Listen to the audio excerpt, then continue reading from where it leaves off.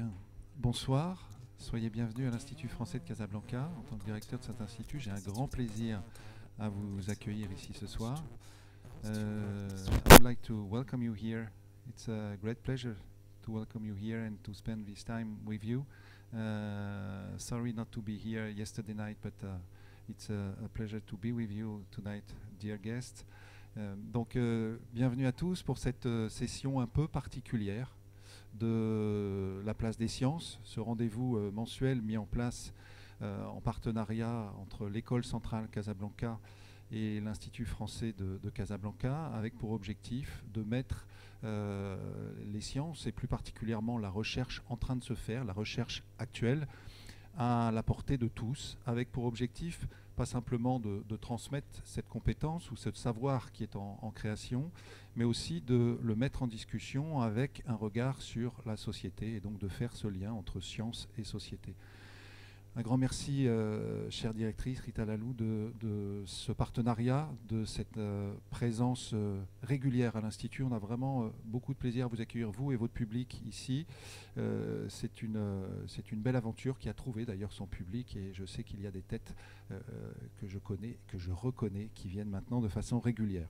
Donc je disais, soirée un peu particulière qui fait suite à une première rencontre hier soir, qui s'est tenue plutôt en anglais. Ce soir, nous parlerons plutôt en français avec notre invité qui introduira la session, Bruno Guidardoni. Merci Bruno de votre présence à nouveau ici dans ce lieu.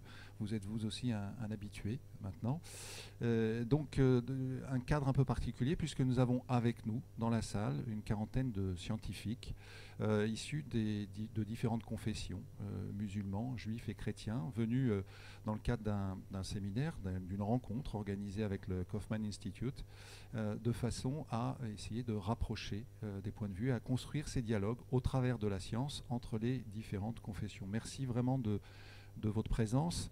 Et donc c'est précisément dans cet esprit-là que nous aborderons le thème de ce soir, qui tisse un lien entre la question de l'évolution et la question du regard de l'islam. Voilà, je n'en dis pas plus. Merci encore de votre présence, et puis je vous souhaite une très belle soirée. Merci Martin. Bismillahirrahmanirrahim. Bonsoir à toutes et à tous.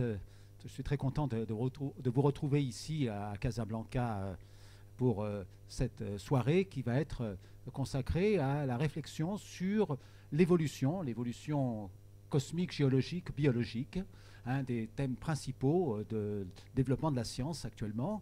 Et cet exposé sera fait en collaboration avec Rana Dajani, qui est une biologiste qui malheureusement ne peut pas être ici ce soir, mais elle nous a envoyé une belle vidéo, et donc nous écouterons la vidéo pendant la deuxième partie, et à l'issue de cette deuxième partie, nous pourrons échanger, et on essaiera de répondre aux questions que vous pourriez poser sur la partie développée par Rana Dajani, et il y a dans l'assistance bien des compétences qui pourront nous aider à y voir plus clair.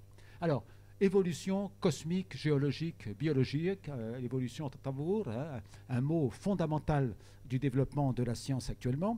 Et pour démarrer, je vais vous proposer le petit hadith du jour. Qala Rasulullah sallallahu alayhi wa sallam, le prophète a dit, alayhi salatu wa sallam, sur lui la paix et la bénédiction de Dieu, At'ani min Allah wa al-ajalatu min ash-shaytan, c'est-à-dire la temporisation, le calme vient de Dieu et la précipitation vient du diable. Eh bien ça, c'est une devise théologique qu'on pourrait appliquer à la question de l'évolution. Et on va voir effectivement quelle est la réflexion qu'on peut avoir sur le sujet. Alors, cette devise, ce hadith, dans ses différentes variantes, on le retrouve dans l'histoire de la pensée musulmane. Je cite simplement les fameuses chroniques de Tabari. On a parlé de Tabari à plusieurs reprises dans nos rencontres. Tabari, c'est un des premiers grands commentateurs du Coran et grand historien. Il écrit le Kitab al-Rusul wal-Muluk, le livre des envoyés de Dieu et des rois. Et ça commence avec la création du monde, et il écrit quelque chose comme ça: Dieu créa les cieux, les terres, le soleil, la lune, les astres, et alors la sphère céleste commença à tourner, et 6000 ans s'écoulèrent à cette époque. C'est-à-dire que la création du monde a duré 6000 ans, 6 jours symboliques, et comme dans le Coran, on trouve ailleurs qu'un jour équivaut à 1000 ans, il a déduit que la création du monde avait duré 6000 ans. Et il dit cette chose très intéressante: si Dieu l'avait voulu, il aurait créé l'univers en un instant. Bien sûr, Dieu est capable de faire cela. hein, mais il a employé à le créer un temps considérable, 6000 ans. À l'époque, c'était quelque chose, afin que tu saches que l'œuvre du sage doit être faite avec science, intelligence et sagesse. Notre prophète Mohammed a dit, la précipitation vient du diable et la temporisation vient de Dieu. Voilà, ça signifie que l'idée d'une création dans une longue durée a été présente très tôt dans la pensée musulmane, et l'évolution, c'est justement la mise en œuvre d'une très longue durée pour que les choses que nous observons autour de nous puissent apparaître. Alors le cosmos médiéval, vous le connaissez, hein, ce monde fini, d'une durée finie, et même l'astronome arabe Al-Farghani, qui est mort au IXe siècle, en 1861 je crois, a mesuré le rayon du cosmos.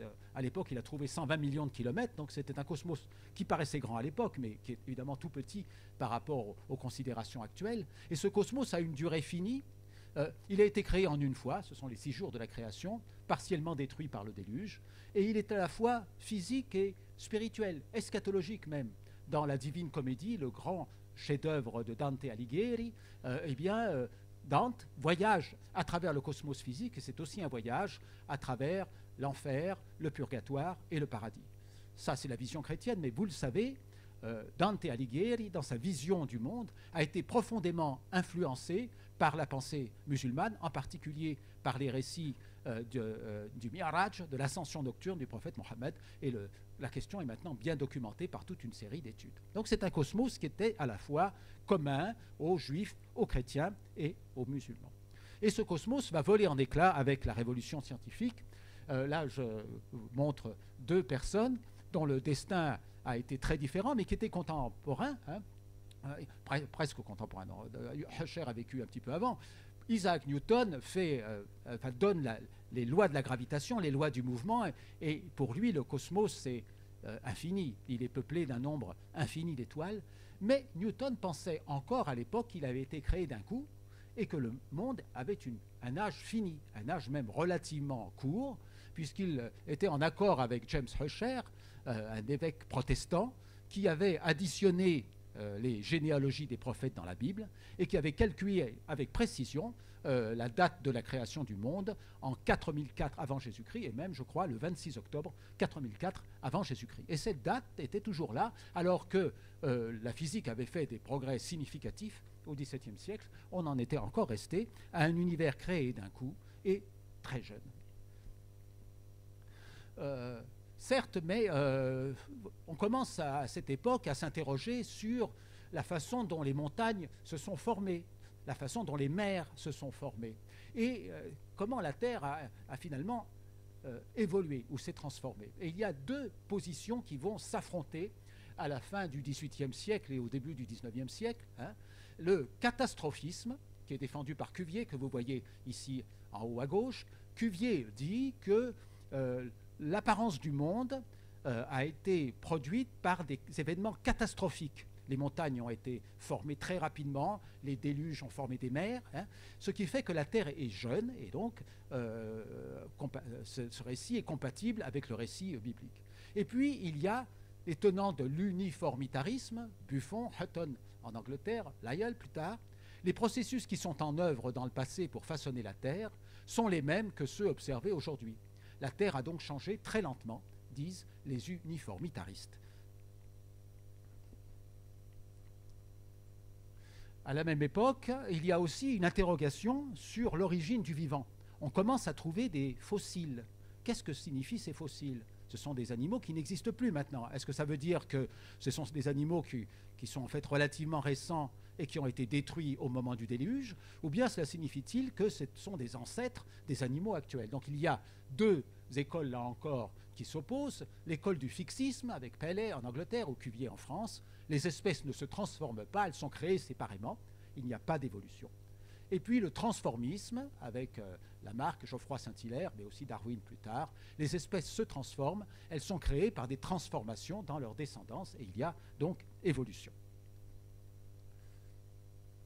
Alors, les choses commencent à être établies avec 2 œuvres majeures. Là, on passe en Angleterre, hein, à la fin du XVIIIe siècle, c'est la France qui est le pays leader pour la recherche scientifique. Déjà au XVIIIe siècle, on voit le centre de gravité se déplacer vers l'Angleterre avec Charles Lyell et Charles Darwin, les deux Charles, qui étaient d'ailleurs amis l'un de l'autre. Les principes de géologie, avec la stratigraphie, donc la défense de l'uniformitarisme, l'idée qu'on voit s'accumuler petit à petit les couches géologiques et donc la Terre est très ancienne.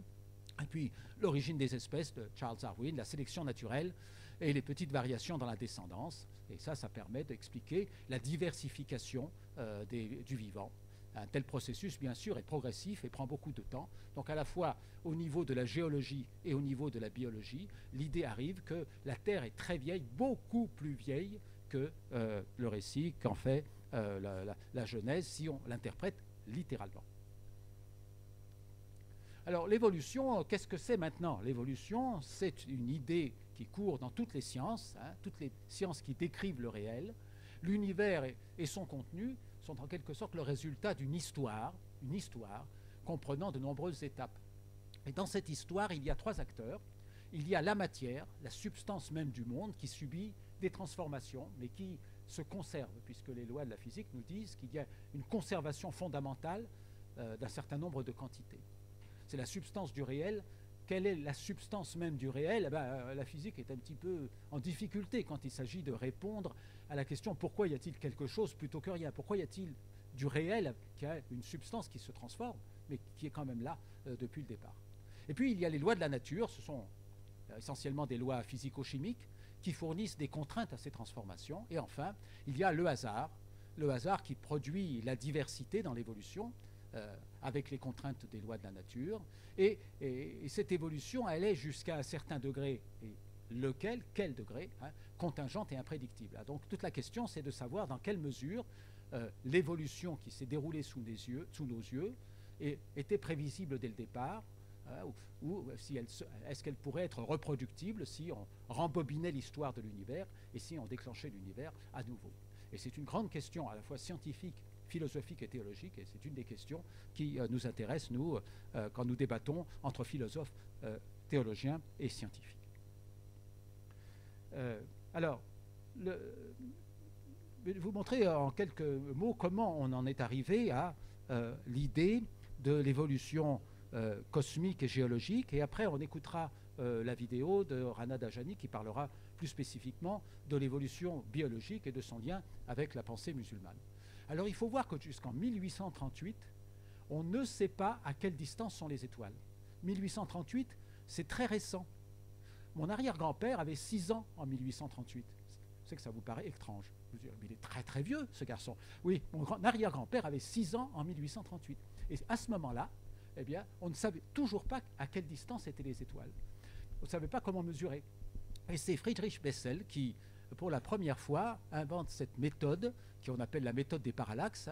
Au cours de l'année, la Terre change de position autour du Soleil, donc une étoile qui n'est pas trop loin va avoir une position apparente qui va bouger par rapport au fond des étoiles fixes. Exactement comme la situation dans laquelle vous regardez votre pouce avec un œil puis avec l'autre, et vous voyez votre pouce bouger par rapport au fond sur lequel vous le regardez. Et cette idée-là, appliquée en astronomie, permet de mesurer la distance des étoiles. Donc on a un triangle, vous voyez, la base du triangle, c'est le diamètre de l'orbite terrestre autour du Soleil. Et puis il y a un angle qu'on observe, l'angle de la parallaxe, et avec un peu de trigonométrie, on calcule à partir de cet angle la distance entre l'étoile et le Soleil. Le problème, c'est que ces angles sont tout petits parce que les étoiles sont très très très loin. L'étoile que Friedrich Bessel a mesurée pour la première fois, eh bien, son déplacement apparent au cours de l'année, c'est simplement un tiers de seconde d'arc. C'est extrêmement petit, parce que l'apparence des étoiles que nous voyons à l'œil nu, c'est 1 minute d'arc, c'est-à-dire c'est 60 fois une seconde d'arc, c'est-à-dire c'est 180 fois ce que Bessel a mesuré.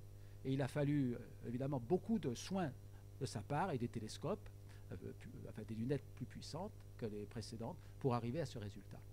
Alors, ça donne une distance qui est mesurée avec l'unité actuelle de distance entre les étoiles, qu'on appelle le parsec. Un parsec, c'est 3,26 années-lumière. Une année-lumière, c'est 10 000 milliards de kilomètres. Donc c'est une distance absolument considérable. Et évidemment, les étoiles sont comme des soleils, elles sont très brillantes, et si on les voit à peine la nuit, c'est parce qu'elles sont vraiment très très loin. Et on prend conscience alors de l'étendue du cosmos, une étendue qui était pressentie par Newton, mais qu'il n'avait pas pu démontrer. Une autre chose qui apparaît aussi à cette époque, c'est l'étude des étoiles, puisque maintenant on peut les observer, on regarde leur spectre, leur couleur. Alors c'est ce qui est représenté ici sur l'abscisse, l'axe horizontal.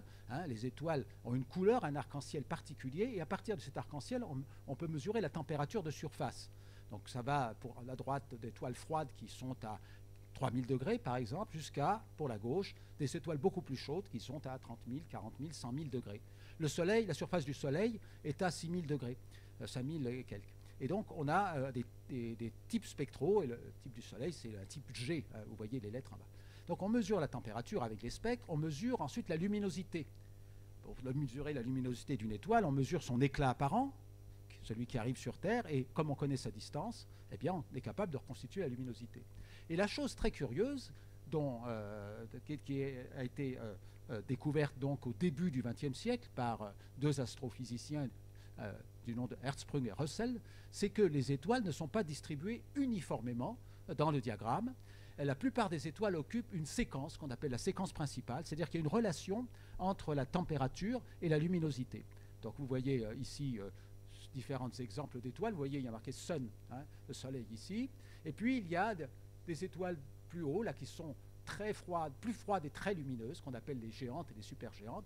Et puis il y a des étoiles qui sont toutes petites et très chaudes, qu'on appelle les naines blanches.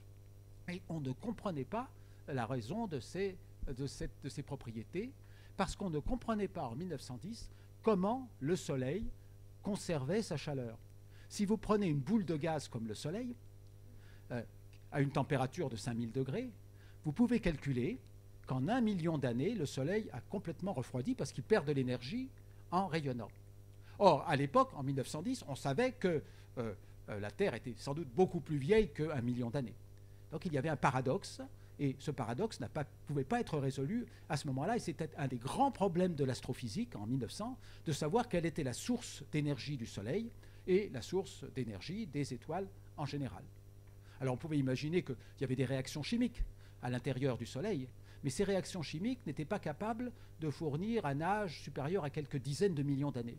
C'était autre chose, et on ne savait pas ce que c'était. Donc c'était une des grandes énigmes de l'astrophysique il y a exactement 100 ans. Une autre énigme, c'était l'origine et la nature des nébuleuses spirales, c'est-à-dire des galaxies qu'on observait dans la Voie lactée. Un exemple est donné ici, à droite.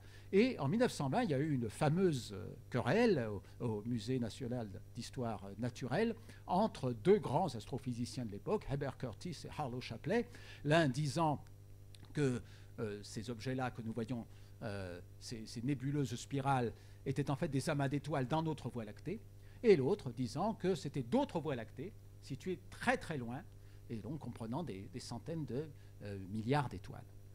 Donc voilà les deux grands problèmes que les astrophysiciens se posaient en 1920, et ces problèmes-là ont été résolus par le fameux Edwin Hubble.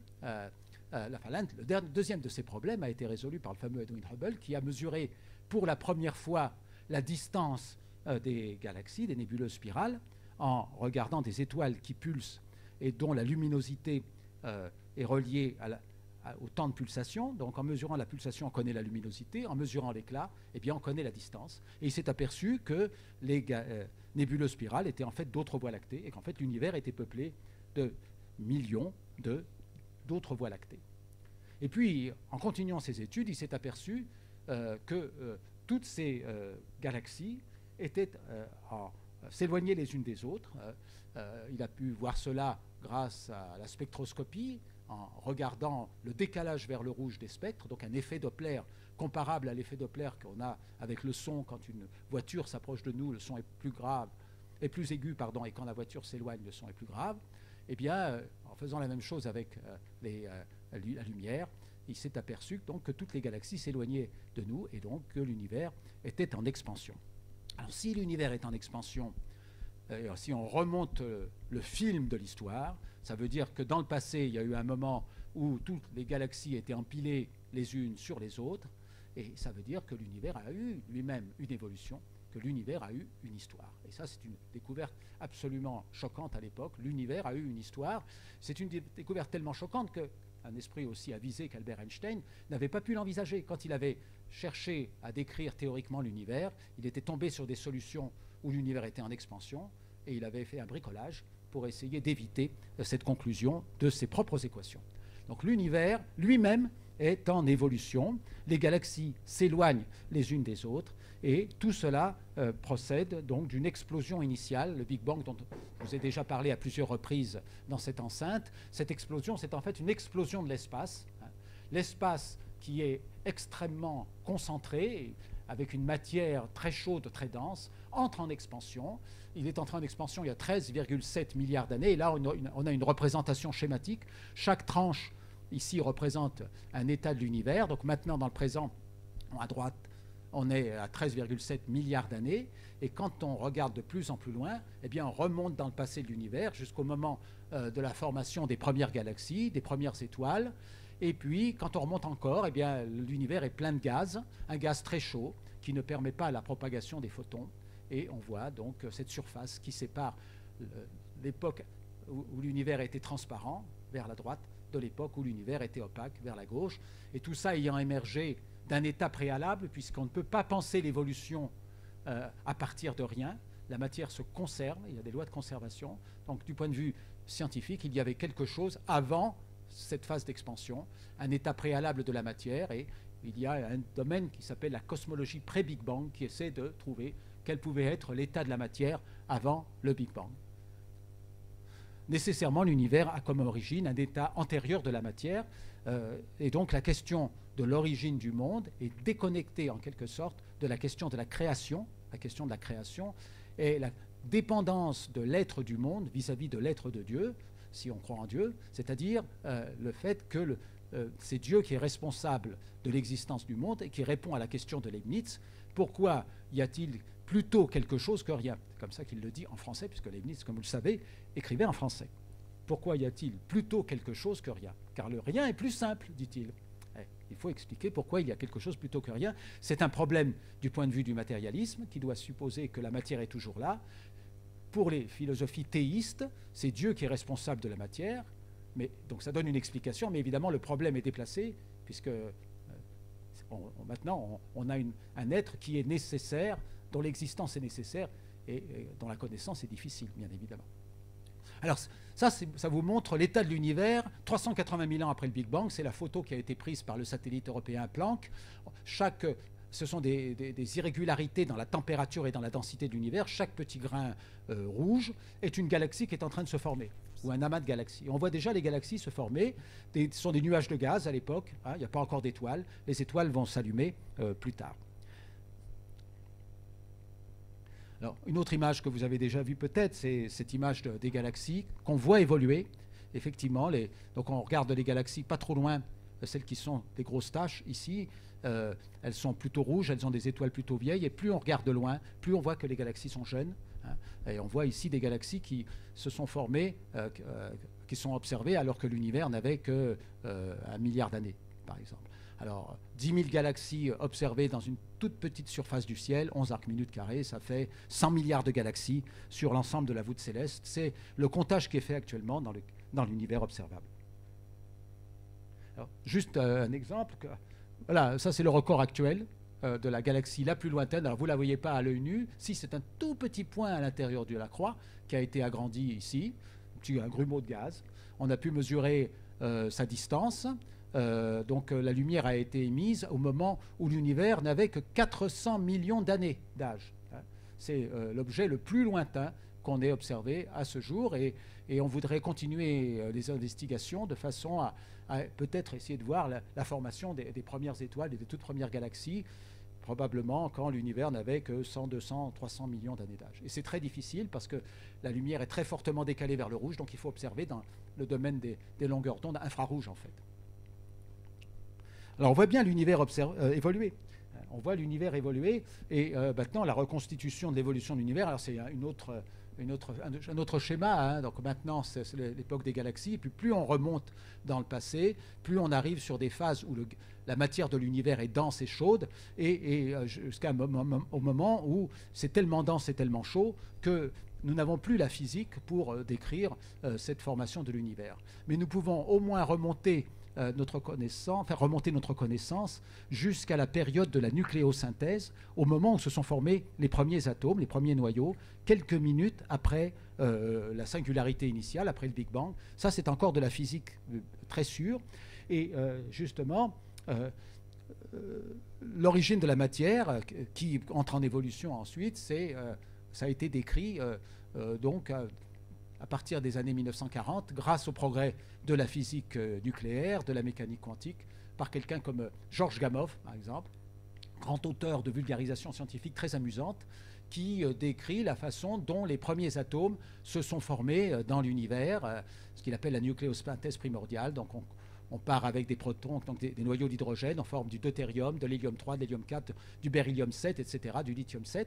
Et ça permet d'expliquer les abondances de ces éléments et de comprendre quelle est la densité de la matière. Alors c'est peut-être un peu technique, là je ne veux pas rester trop longtemps, mais ce sont des calculs qui sont faits pour voir comment se sont formés les éléments les plus légers. Et donc ça dépend d'un paramètre, c'est-à-dire la quantité de matière qu'il y a dans l'univers. Et après, justement, en mesurant ce qui est dans les étoiles, eh bien, on arrive à reconstituer l'histoire de l'univers. Alors, Gamow pensait que tous les éléments, toute la matière s'était formée dans les premières minutes de l'univers.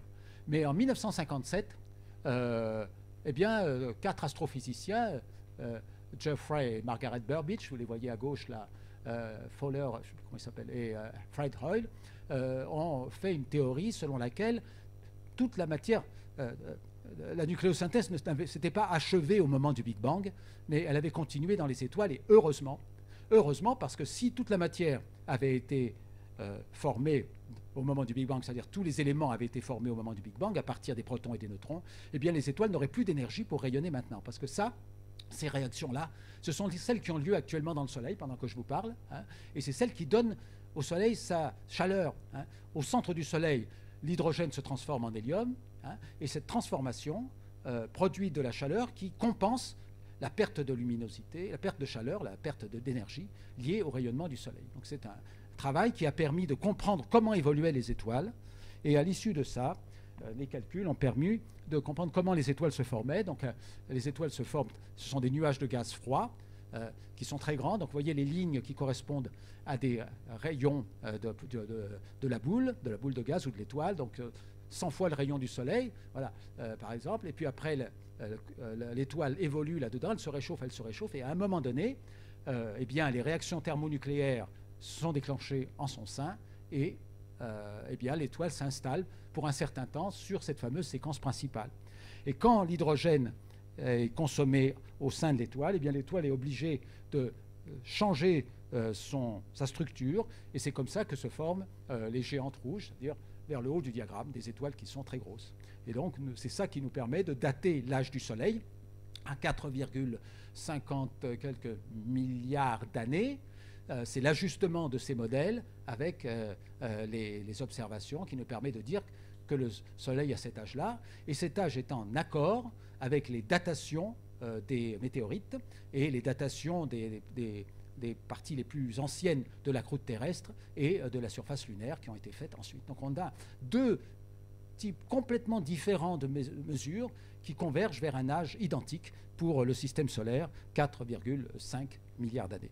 Le Soleil est actuellement sur la séquence principale. Dans environ 5 milliards d'années, il n'y aura plus de combustible nucléaire au sein du Soleil, et le Soleil va se mettre à évoluer vers la phase de géante rouge, et donc il deviendra de plus en plus gros, et la surface du Soleil sera quelque part au niveau de l'orbite terrestre, ce qui fait que les planètes rocheuses, que sont Mercure, Vénus et la Terre, seront brûlées par la surface du Soleil. Donc on a le temps de voir venir, et peut-être qu'il y a d'autres urgences à traiter avant ce problème. Je continue rapidement en vous parlant en quelques mots d'autres planètes. Alors, on trouve d'autres planètes qui elles-mêmes sont en évolution, comme la Terre. On les détecte parce qu'elles passent devant leur étoile. Elles tournent autour d'une étoile et elles passent devant l'étoile. Ça provoque une petite baisse de luminosité.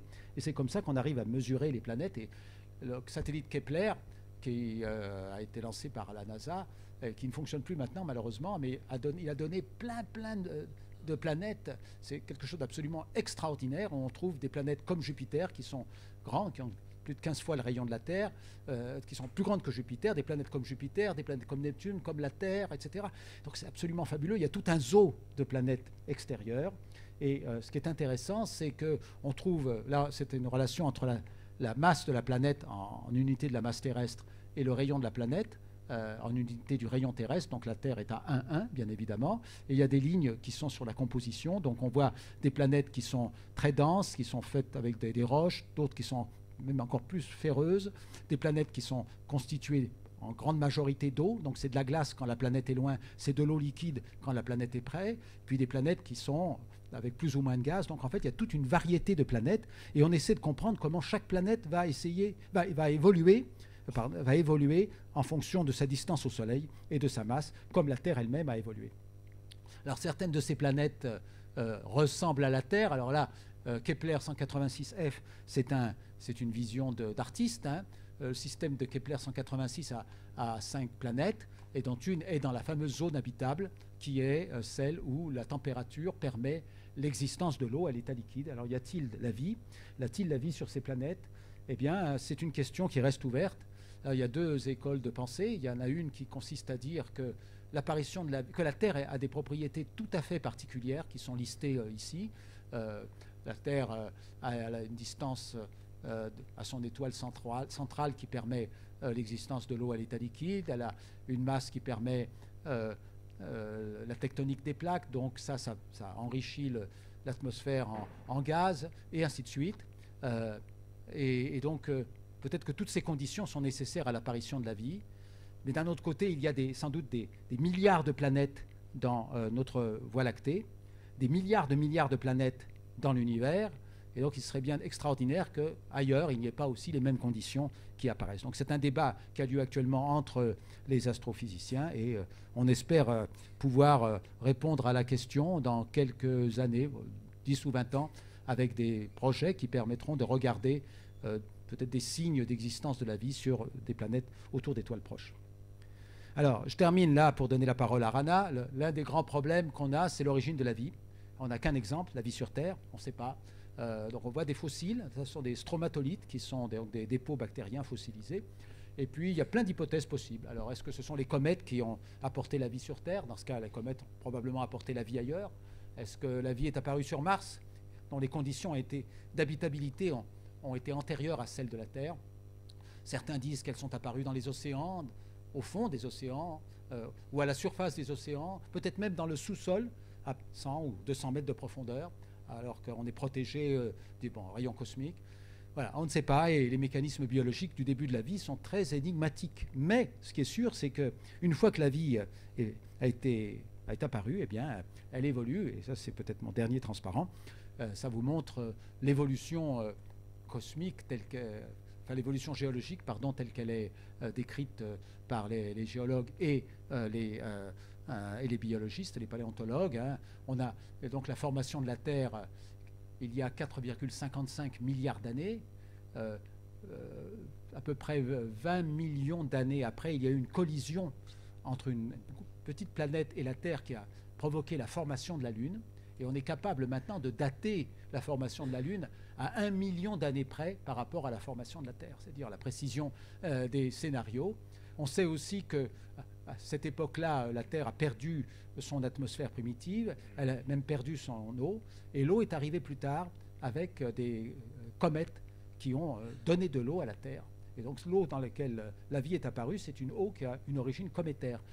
Et la question qui se pose, évidemment, c'est de savoir si la comète n'a pas apporté aussi des briques élémentaires de la vie qui auraient permis de lancer l'opération. Alors on a cette phase très dure de l'AD1 où un bombardement météoritique ne permet pas l'apparition de la vie, mais dès que l'AD1 s'achève, eh bien, les premiers fossiles semblent être détectés à 3,5 milliards d'années, c'est sûr, 3,8 milliards d'années peut-être, et très rapidement la photosynthèse va apparaître, l'oxygène va augmenter dans l'atmosphère terrestre, ce qui va provoquer aussi, avec les perturbations de l'orbite terrestre, des phases dans lesquelles la Terre est devenue une boule de neige, et la vie se développe lentement jusqu'à cet événement très mystérieux qu'on appelle l'explosion du Cambrien, où la vie va se diversifier considérablement, et Rana Dajani va maintenant vous parler de ça. Voilà, donc c'est la fin de la première partie. Ceux qui ne parlent pas anglais peuvent avoir des dispositifs audio, mais l'anglais de Rana Dajani est compréhensible, je pense. Et après, donc la vidéo dure une demi-heure et ensuite on aura un temps pour échanger.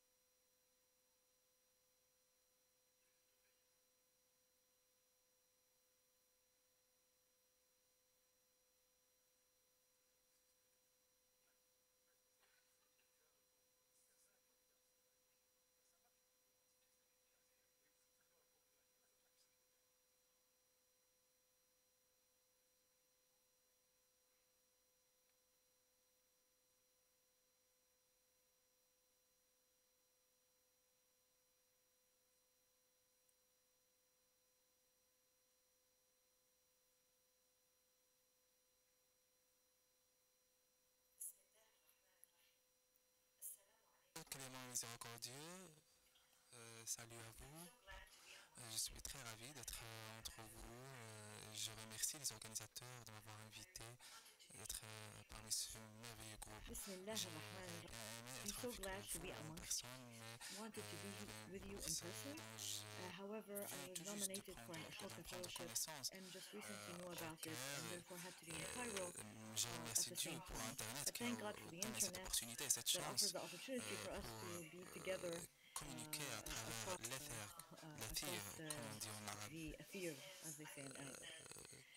Usually, Je crois que I'd like to tell stories. And the reason Peut-être is, I au passage believe du that temps, il y as avait human beings deux groupes evolved de across the personnes. millennia, Il y avait at deux one groupes de point in personnes our qui history, racontaient there were des two groups of histoires et people. d'autres, There were a group of l'autre people that groupe sat around the qui fire and told stories, entendait and there was another group of people that frowned et upon qui those that were fronçait les telling sourcils stories devant and ce groupe qui told them that they were wasting their racontait time. des histoires. But you can Et vous imagine pouvez which group imaginer of que le groupe qui people actually le survived conteur today. sont le It was groupe the qui a storytellers. survécu So in the aujourd'hui. spirit of Et evolution, donc, j'ai I am quelques going histoires à to partager avec vous pour expliquer share mon with point you de a vue. number of stories Je vais to me présenter explain my d'abord. path.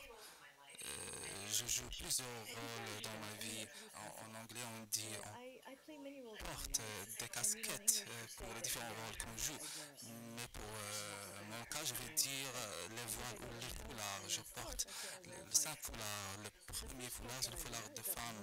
le I have rôle 4 dont je children, suis and fier. that's an important role that I'm proud of because we get Personne ne to peut me remplacer dans spend son time rôle.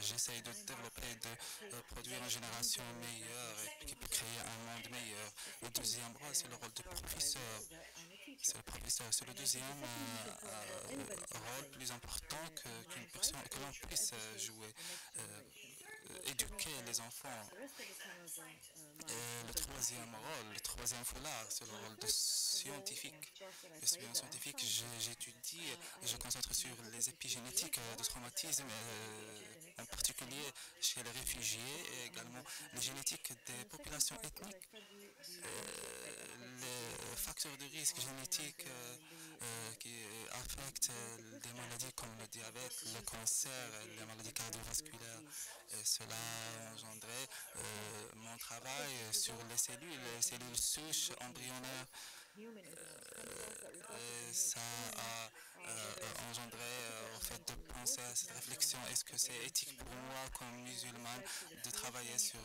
les the cellules first souches and ou only les cellules en général? stem cell law Et in cela a ouvert our la porte country, which we understand as quand Muslims. on travaille en And of biologie, quand course, on at enseigne de la any biologie, point of on time va when we're teaching and rencontrer working sans with doute le biology, sujet de this topic l'évolution. of evolution C'est le comes up. sujet This is something that we're going to auquel on talk va about réserver during ces the next 30 minutes prochaines. My first role that I'm Je suis supposed to également do, and I started un a program entrepreneur called social. Reading Translation J'ai lancé un programme appelé My first part, Lire pour divertir usually, pour les enfants. I don't talk about Pour it, and savoir I sur le invite you to cinquième know rôle, le what it cinquième is, foulard, read my book, vous which is pouvez called lire Five mon Stars, livre Doing the Impossible. Les If 5 we can reverse foulards, darkness, faire why can't l'impossible. we Si define on success? peut inverser This la is destinée des available cellules, on Amazon pourquoi Prime. ne It's pas mine redéfinir le posted succès? last year, Et je and vous it will be encourage available.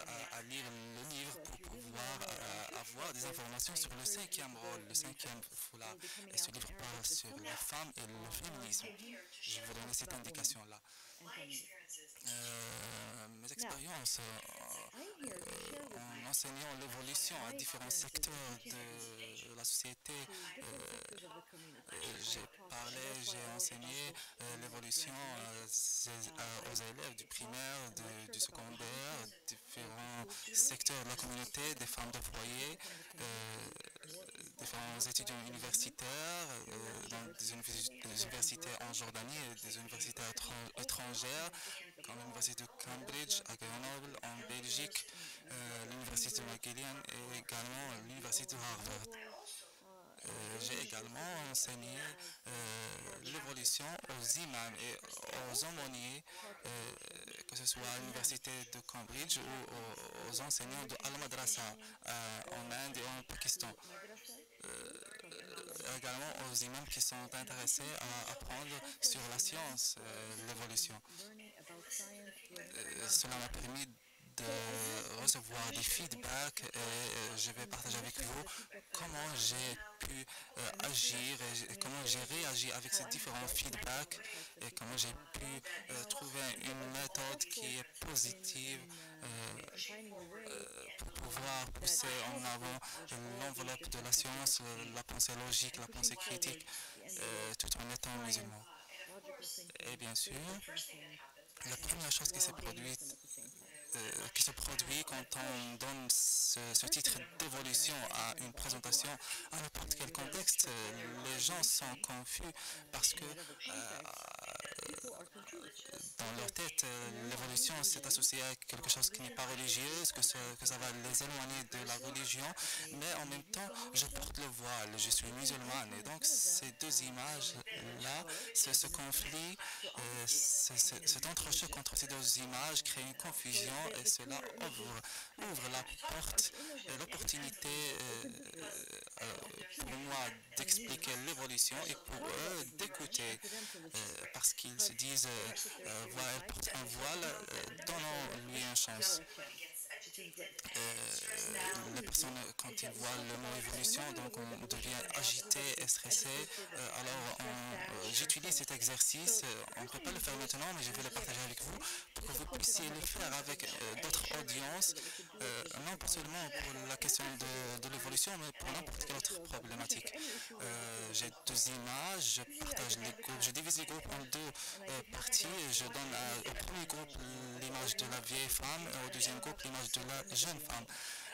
Donc je leur laisse 2 minutes pour absorber et voir l'image et je leur demande de tourner le papier pour voir cette image composite. Le premier groupe qui a eu l'image de la vieille femme arrive à voir la vieille femme en premier lieu, mais après un certain moment, elle arrive à voir la jeune femme. Et la même chose pour l'autre groupe. Et la leçon et le message à retenir de cet exercice, c'est que j'ai conditionné les deux groupes à voir soit la vieille femme ou la jeune femme. Donc ce conditionnement les restreint et les empêche de voir l'autre image. On parle de 2 minutes ou 10 minutes de conditionnement. Mais qu'en est-il d'années, de mois et de siècles de conditionnement quand on est dans un contexte particulier, dans une culture particulière, quand on rencontre quelqu'un qui vient d'une autre culture, d'un autre contexte, on croit toujours que nous avons raison, qu'ils ont tort.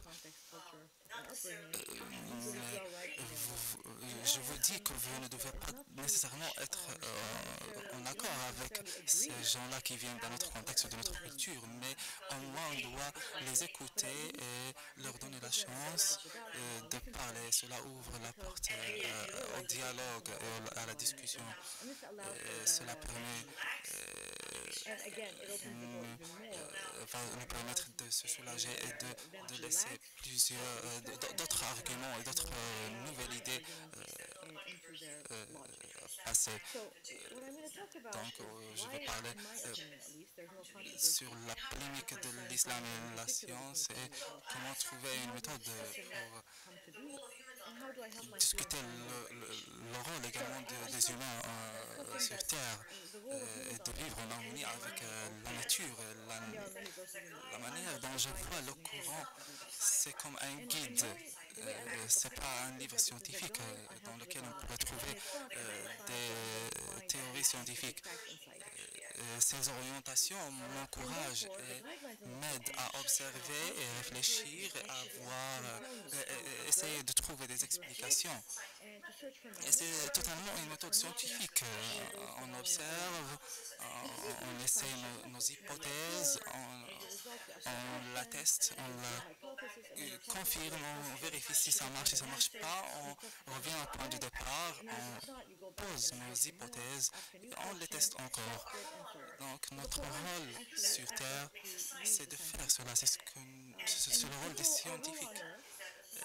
Ce qui est bon dans l'islam, c'est comme scientifique, vous pouvez faire des jugements. Si vous avez raison, vous aurez deux récompenses. Et si vous avez tort, vous aurez une récompense. Donc, ça va vous libérer du fait d'être tort, d'avoir tort. Donc, à travers la civilisation islamique et les ères islamiques, dans le 9e siècle, on avait déjà dit que la raison et la religion peuvent coexister. Et cela peut libérer les hommes et leur potentiel.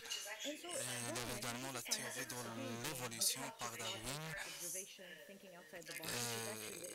qui parle de cette diversité de vie, cette théorie d'évolution pour expliquer cette diversité et comment toutes ces créatures ont pu atteindre degrés, que les espèces changent à travers le temps, et que les espèces sont dérivées d'ancêtres communs. L'évolution est partout autour de nous. Donc, il y a l'évolution au niveau des plantes et des végétables que les scientifiques ont pu prouver. Il y a également l'évolution dans le milieu médical, les médicaments qu'on utilise pour tuer les bactéries et les virus. Même avant Darwin, il y avait le concept de l'évolution avait été abordé avant Darwin par des savants musulmans. Il y a Al-Jahed, il y a Ibn Miskaweh, il y a Safa Ibn Khaldoun. Personne n'a accusé ces savants de s'opposer à la religion ou de contredire l'islam. Même après Darwin, on peut trouver des savants musulmans comme Al-Jisr et Ahmed Midhat qui n'ont pas trouvé de conflit avec l'islam. Mais aujourd'hui, quand on regarde les statistiques, les différentes statistiques qui ont été faites et les différents questionnaires qui ont été menés, les études menées, on peut trouver que plus que la moitié des musulmans s'opposent à l'idée de l'évolution, au concept de l'évolution, mais il y a d'autres études qui englobent des professeurs, des étudiants, d'autres personnes de la communauté, dont certains sont d'accord avec la théorie de l'évolution, dont certains s'opposent à la théorie de l'évolution. Mais je crois que l'une des raisons que ces statistiques sont assez énormes, c'est parce que personne ne comprend ce qu'est l'évolution. C'est parce que l'évolution est mal apprise et mal comprise également. Donc ce mythe de compatibilité de l'islam et de l'évolution, quand Darwin avait cette théorie d'évolution, il n'y avait pas de savants musulmans qualifiés pour pouvoir enseigner ou étudier ces principes de la perspective chrétienne. C'est la population originale de Darwin a été associée avec le colonialisme et l'impérialisme et l'Ouest, avec l'athéisme aussi. Ce conflit qui était avec les chrétiens, qui était entre les chrétiens et les darwinistes, donc ça a été remarqué par les savants musulmans. Il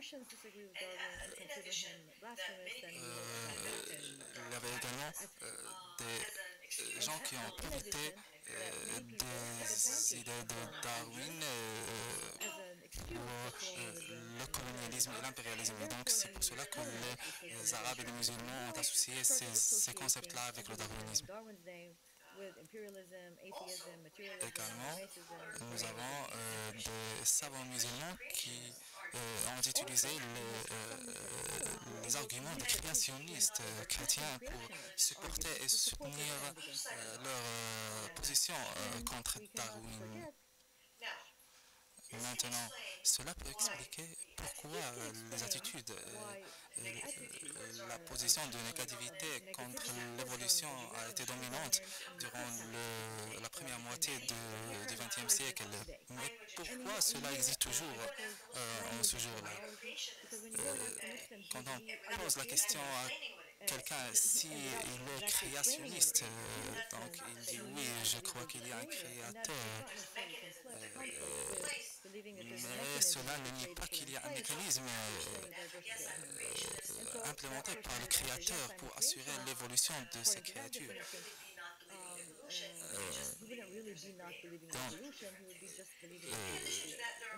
C'est la malcompréhension de la terminologie. Donc, il y a également d'autres facteurs, comme le fait d'essayer de trouver des arguments dans le Coran, des arguments scientifiques dans le Coran, mais de ma part, je crois que le Coran est un guide, mais pas un livre scientifique. C'est un guide pour nous, pour pouvoir mener nos vies. Il y a également le manque de liberté,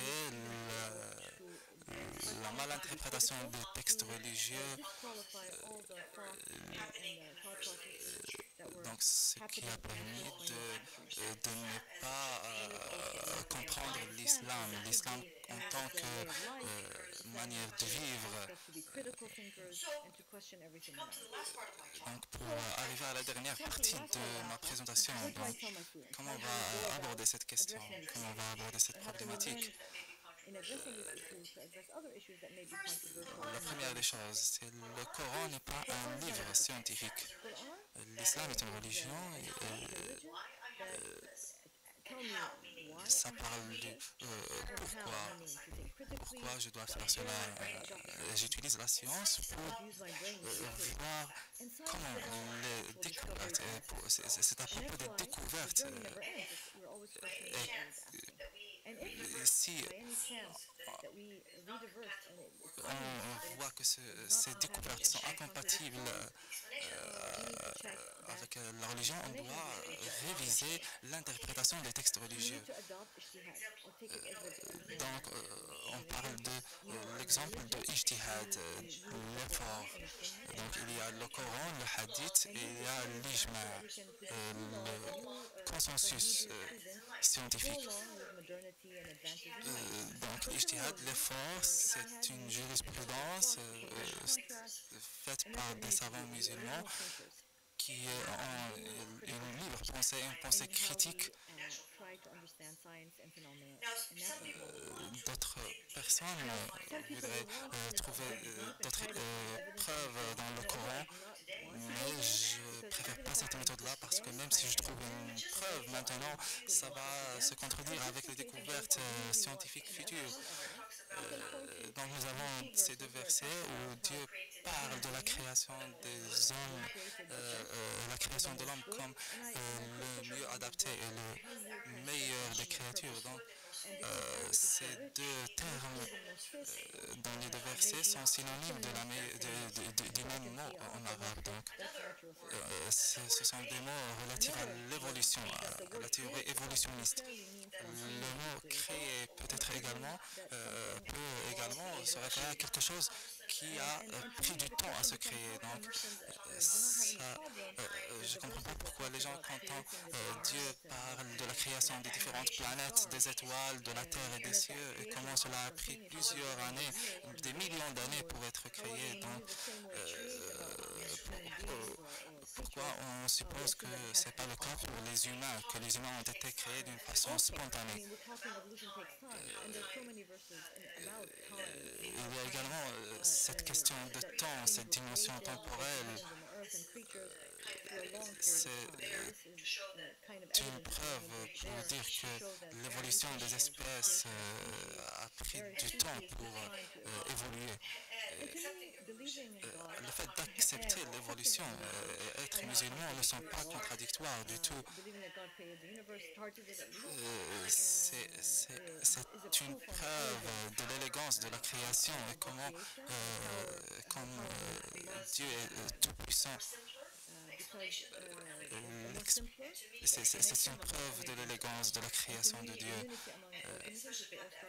Nous avons également des preuves de la création des hommes, de l'ADN, comment dès le début il y avait cet ancêtre commun qui a permis de produire cette diversité de créatures. C'est le dernier paragraphe du livre de Charles Darwin, de son livre Origine des espèces. C'est un livre dont je vous encourage à lire. Comme vous pouvez voir,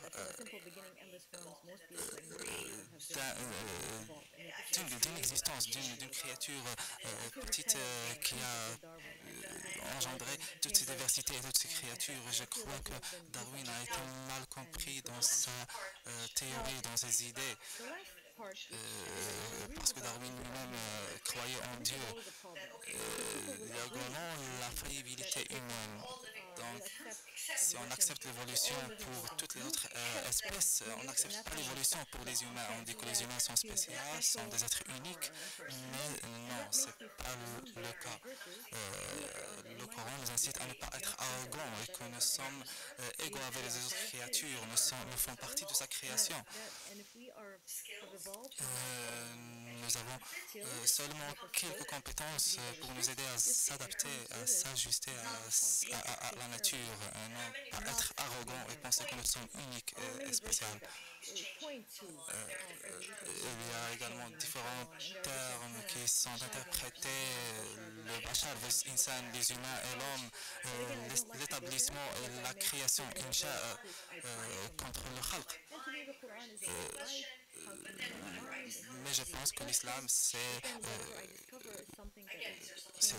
porte sur comment penser librement, comment les choses, comment vivre, non pas à propos de ces choses-là.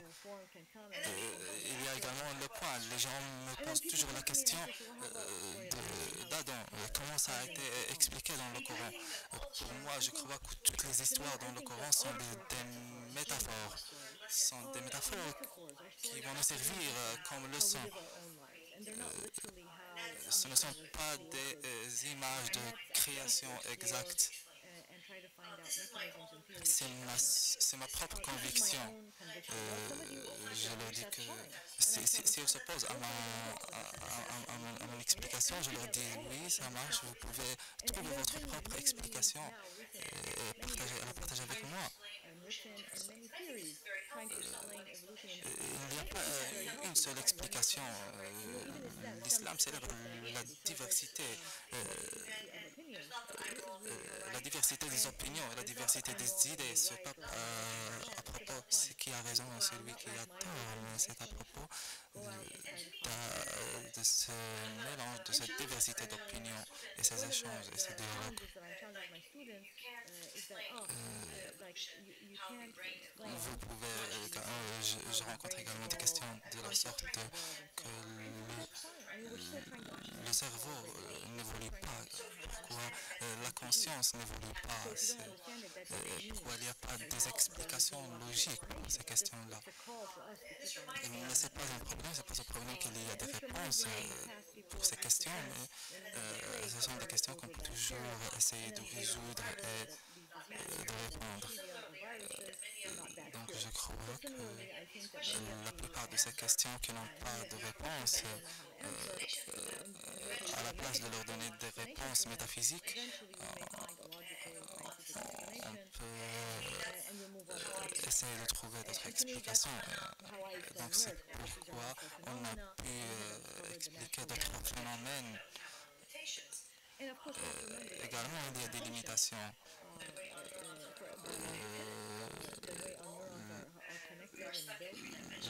La manière dont l'univers a été créé, nous sommes coincés dans 3 dimensions.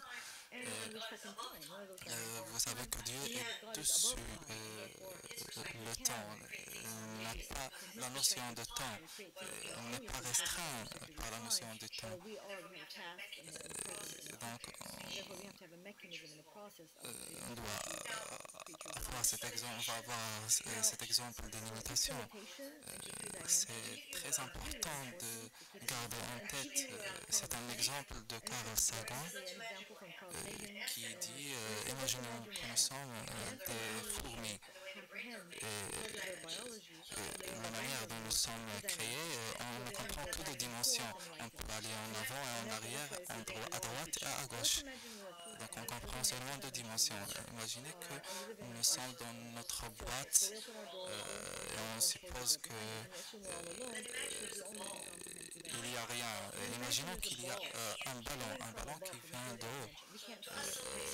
Les fourmis ne peuvent pas comprendre cette dimension de hauteur. Donc le ballon,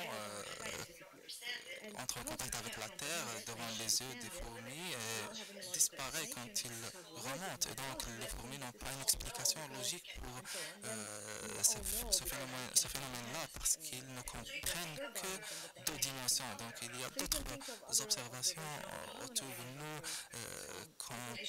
auxquelles on peut donner des explications métaphysiques seulement parce que nous ne comprenons pas et parce que nous n'avons pas la connaissance nécessaire de comprendre ces phénomènes.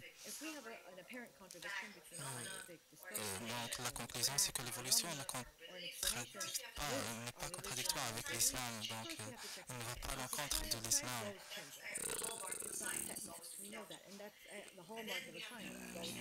On doit comprendre que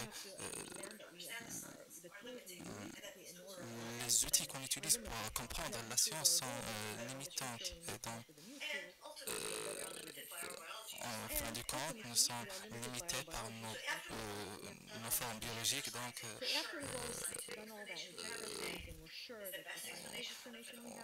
on peut dire que la meilleure explication de ce phénomène aujourd'hui, la meilleure théorie qu'on peut avoir, c'est que l'interprétation des textes religieux et des courants, c'est toujours humain. Donc, cette interprétation du Coran doit introduire plusieurs parties prenantes et doit être régulière, doit comprendre également les différentes perspectives. Ces comités qui vont être responsables de l'interprétation du Coran doivent être réguliers parce qu'il peut y avoir des changements dans la science également. Ça doit être régulier, dynamique et flexible et ça doit être illimité. Une autre chose, c'est d'avoir des opinions multiples est une bonne chose. Cela nous pousse à toujours chercher des réponses. L'autre point, c'est qu'on doit se concentrer également sur la philosophie des sciences et les sciences humaines, non pas seulement sur les sciences. Pour pouvoir discuter des problèmes et des questions d'éthique, de compatibilité entre religion et science. Pour moi, le message à retenir, il y a ces versets au Coran, la sourate d'Al-Baqarah, où Abraham était avec Dieu et il parlait sur les miracles de Dieu et il lui a demandé est-ce que vous pouvez me montrer votre miracle de résurrection de mort? Est-ce que vous pouvez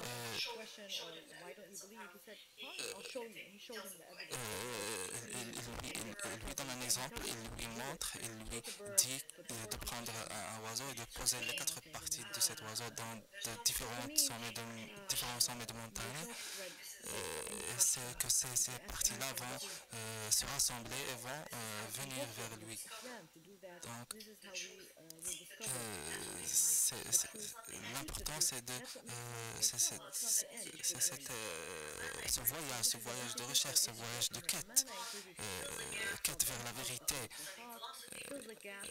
Donc il doit y avoir toujours cette pensée critique, cette pensée philosophique. Le dernier point, c'est comment on va finir cette histoire. Pour moi, la relation entre la science et la religion est une relation fluide. J'essaie d'enseigner et d'apprendre à mes élèves et mes étudiants d'avoir une méthodologie rationnelle et logique et critique pour pouvoir évaluer et mesurer les événements et les phénomènes autour d'eux, pour pouvoir créer une génération de savants musulmans qui sont des libres penseurs. Également, comme j'ai déjà dit, le mythe de compatibilité entre l'islam et l'évolution, c'est un mythe, ça n'existe pas, ça a été importé de l'Ouest, ça sort également du système éducatif. Le chemin devant nous est un chemin très long pour pouvoir changer nos idées et nos mentalités, chaque personne entre vous est importante dans ce voyage humain. C'est un effet papillon. Quand un papillon est en Chine, il frappe ses ailes, donc on aura les causes de cet effet. On sort d'ouragan de l'autre côté de la Terre. Il y a d'autres livres qui parlent de la science et l'islam. Je vous encourage à lire ces livres. Il y a l'islam et la science, il y a également l'islam et les questions quantiques. Il y a également un livre que j'écris relatif à la religion et l'évolution, et je vais appeler la grue contemplante, parce que mon nom veut dire grue en latin et contemplant en arabe. Merci pour votre attention et à la prochaine fois.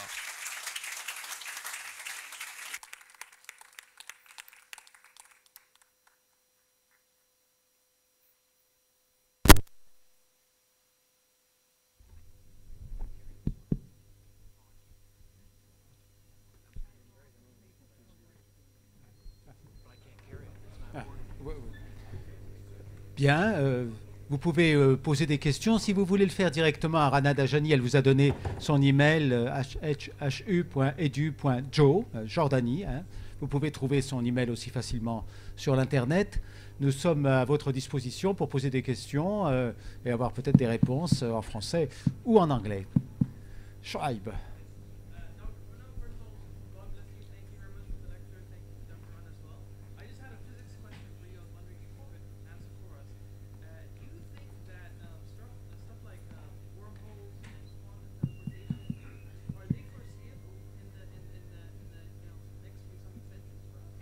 Are they? Wormholes. Yes, wormholes and? Yes, quantum transportation. Are they feasible? I don't know, actually. Yes, the question is about. Pardon, la question est à propos de. The question is about the wormholes and quantum transportation, Shoaib, who is one of our famous members, works in between Dubai and England, asks the question about the feasibility of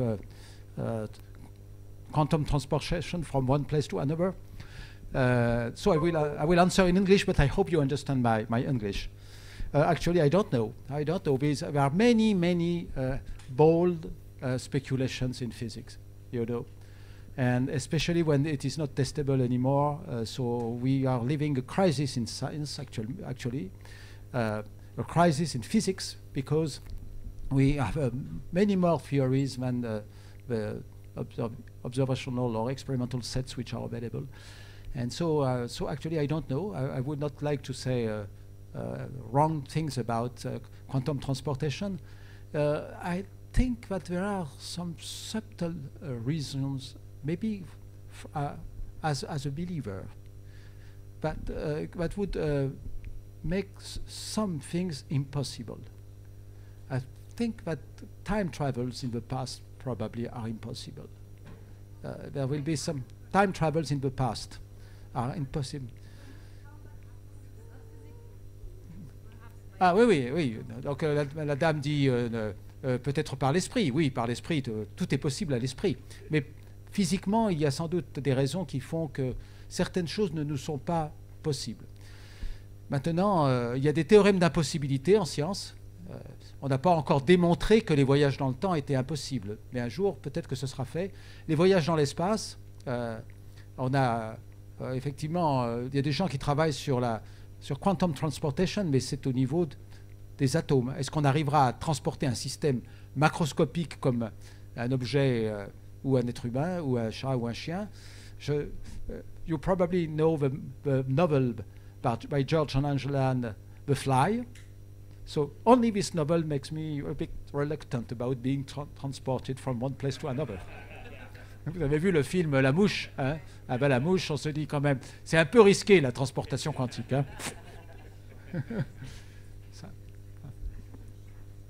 Tabat. Can we save the questions for the students? Okay. You can ask them anything you want later. Yeah. No, but it was. D'autres questions? N'hésitez pas aussi sur les questions de biologie. On a des compétences ici très nombreuses pour répondre à presque toutes les questions. Un monsieur là au fond là.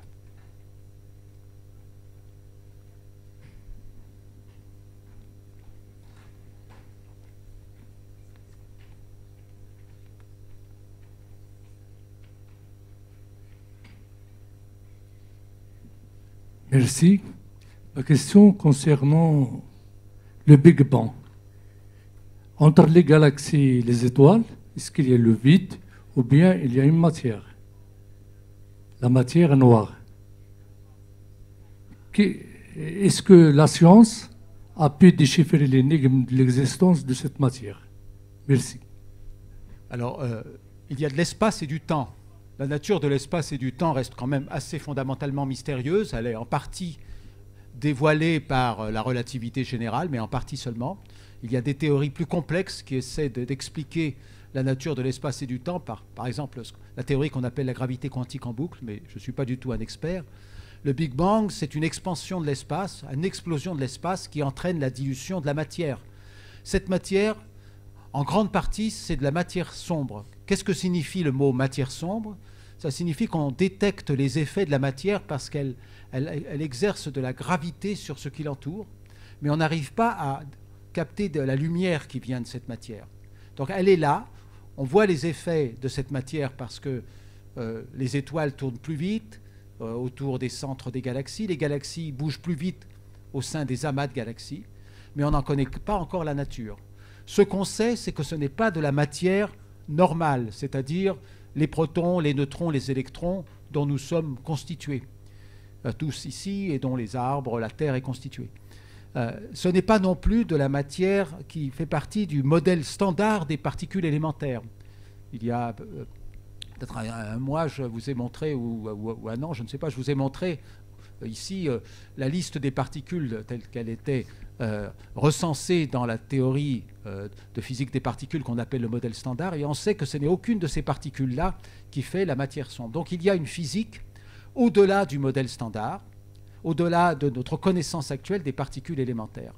On a construit le LHC, qui est quand même un projet à plusieurs milliards de dollars, donc au CERN à Genève, pour deux raisons. Un, pour détecter le boson de Higgs, qui était le chaînon manquant, la dernière case manquante dans le modèle standard.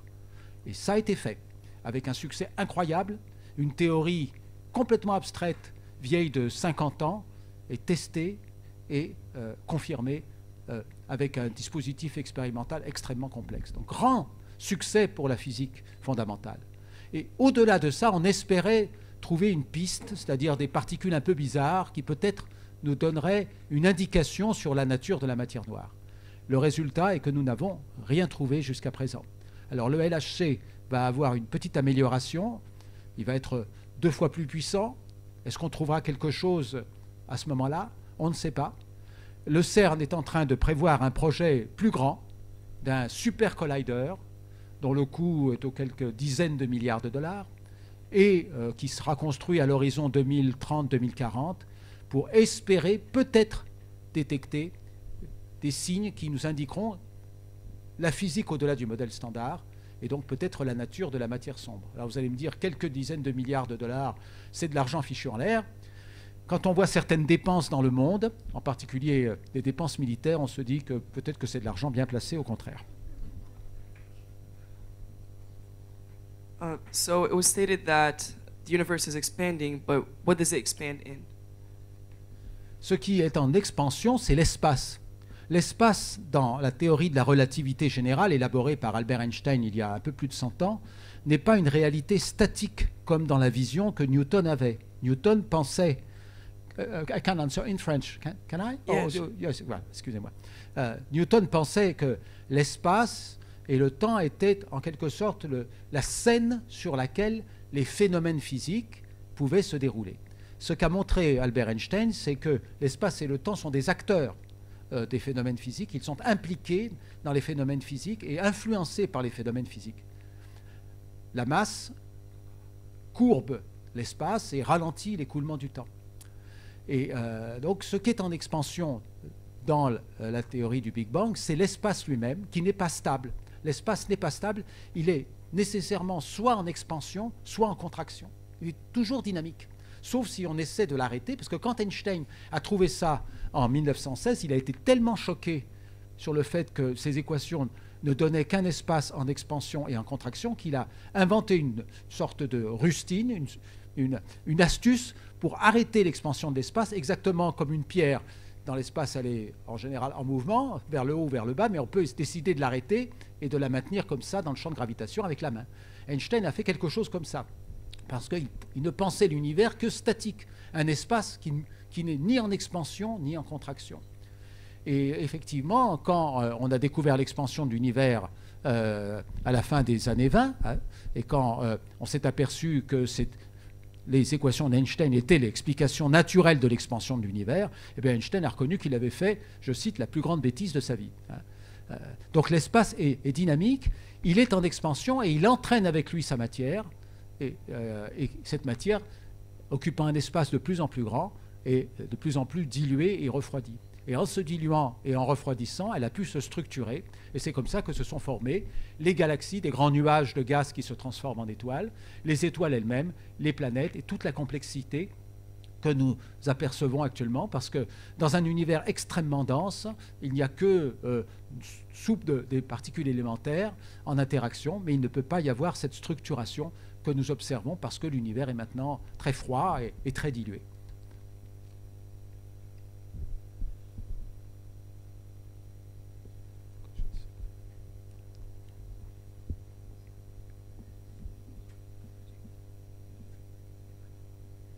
Thank you very much. Thanks for the organizing committee.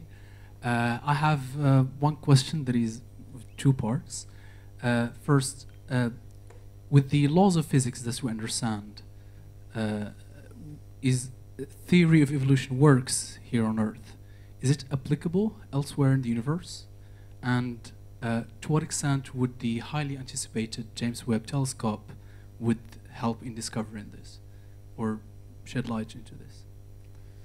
Vous avez compris que la question portait sur la théorie de l'évolution biologique et sur le fait qu'elle pourrait s'appliquer à des formes de vie sur d'autres planètes. Am I translating correctly your question? La théorie de l'évolution est une théorie qui explique le vivant sur Terre. Le vivant ne peut pas être expliqué autrement que par la théorie de l'évolution. C'est une théorie qui est, dans ses grandes lignes, très simple, telle qu'elle est expliquée par Darwin en 1859 dans L'origine des espèces, des petites variations dans la descendance et l'environnement favorise certaines variations plutôt que d'autres.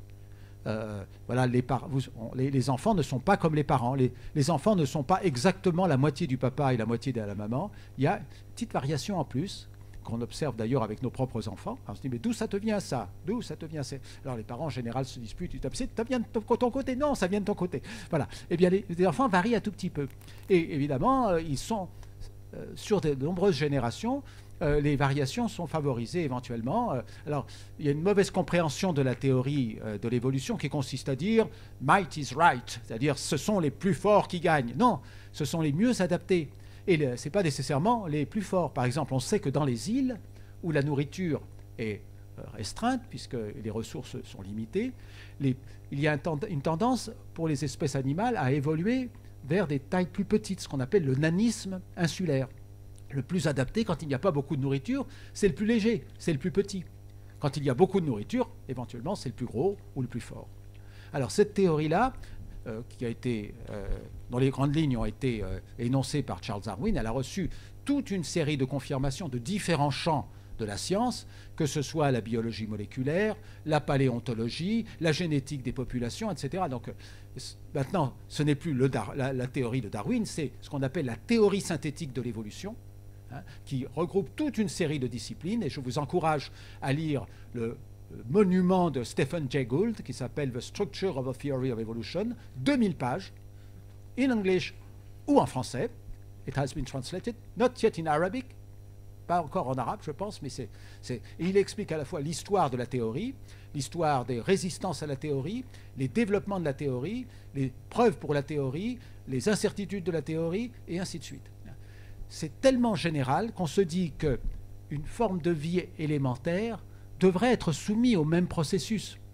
Et si elle ne s'adapte pas au changement de l'environnement, si elle n'a pas trouvé une solution pour s'adapter au changement de l'environnement, elle va disparaître rapidement. Donc les formes de vie sur d'autres planètes qui seraient amenées à survivre durablement ont probablement un mécanisme qui leur permet de s'adapter, et ce mécanisme ressemblera sans doute au mécanisme darwinien, parce que c'est un mécanisme très simple. Alors maintenant, quel va être le support de ces variations? Darwin ne le connaissait pas en 1859. Plus tard, on l'a trouvé, c'est l'ADN. C'est l'ADN qui mute, hein, et qui donc est le support des petites variations. La vie extraterrestre a-t-elle une forme d'ADN? Ça, bien, on ne sait pas, et c'est une des grandes questions qui est posée actuellement. On ne sait pas si on arrivera à la résoudre dans les années à venir. On aimerait bien trouver des évidences sur Mars, des fossiles, peut-être même des bactéries dans le sous-sol. On aimerait bien trouver des évidences sur Europe, en envoyant une sonde qui permettra de creuser sous la glace, dans les poches d'eau liquide, et pour trouver peut-être des bactéries là, ou d'équivalentes bactéries. Alors là, évidemment, c'est le rêve de tout biologiste, de tout astrobiologiste, de tout astrophysicien, de tout scientifique et de tous les fans de science-fiction. Et pour les planètes plus lointaines, alors là, il y en a des millions. Le James Webb Space Telescope va faire de la spectroscopie des atmosphères des planètes et détecter ce qu'on appelle des biosignatures dans les atmosphères des planètes. Alors, je pense que la biosignature la plus intéressante, c'est la molécule de dioxygène, qui, sur Terre, a une origine principalement biologique. C'est la photosynthèse qui a provoqué l'oxygène que nous observons actuellement dans l'atmosphère.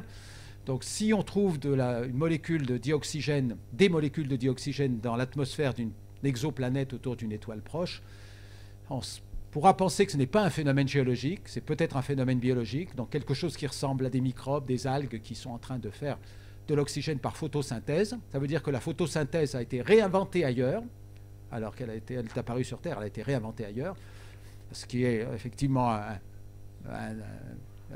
quelque chose de surprenant, mais pas tant que ça, parce qu'il y a ce qu'on appelle l'évolution convergente, qui amène à penser que certaines solutions sont trouvées par la vie de façon indépendante à différents endroits. Et bien évidemment, si l'on trouve la vie sur une planète proche, et si on trouve la vie sur Europe, et si on trouve la vie sur Mars, ça veut dire que la vie est partout dans l'univers, au moins la vie élémentaire. Et on peut penser ensuite que le processus d'évolution darwinienne, ou quasi darwinienne, a amené cette vie à se différencier et probablement à se complexifier sur certaines planètes. Donc là, ça ouvre un champ de recherche absolument considérable. Et c'est un des grands enjeux des prochaines décennies. Est-ce qu'on arrivera à trouver cette forme de vie quelque part? Il y a beaucoup de moyens qui sont actuellement mis en œuvre sous forme de projets de sondes ou de projets de télescopes pour arriver à avoir une réponse à cette question qui est centenaire, hein, qu'on se pose depuis des centaines et des centaines d'années.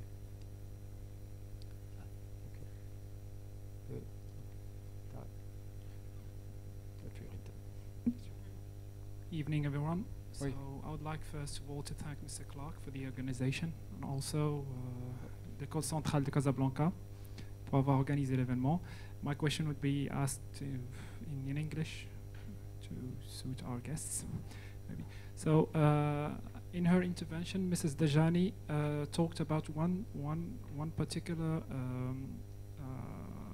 value that a scientist should have. One particular value? Yeah, exactly, that a scientist should always have, and that is self-doubt, to be always self-doubtful. So my question is, how do we make progress while we're always self-doubting ourselves? That's the first part of my question. The second part is, do we in response to that, do we need a recourse to maybe one fundamental element of religion, and that is belief or faith, to keep moving forward? What I mean is, do we need faith in what we do as a scientist to keep moving forward? To keep moving forward with our research. Do we need faith? Exactly. to keep moving forward in our research. Since we are always self-doubtful of ourselves. Thank you. I mean, we think the science is based on the faith or on the principle that the universe is understandable, at least partially understandable. There are many results of modern science which show that things may not be understandable, things may not be known. That's one of the major results of modern science, the fact that there are the so-called impossibility theorems in mathematics, for instance, or indeterminacy, things which are not predictable.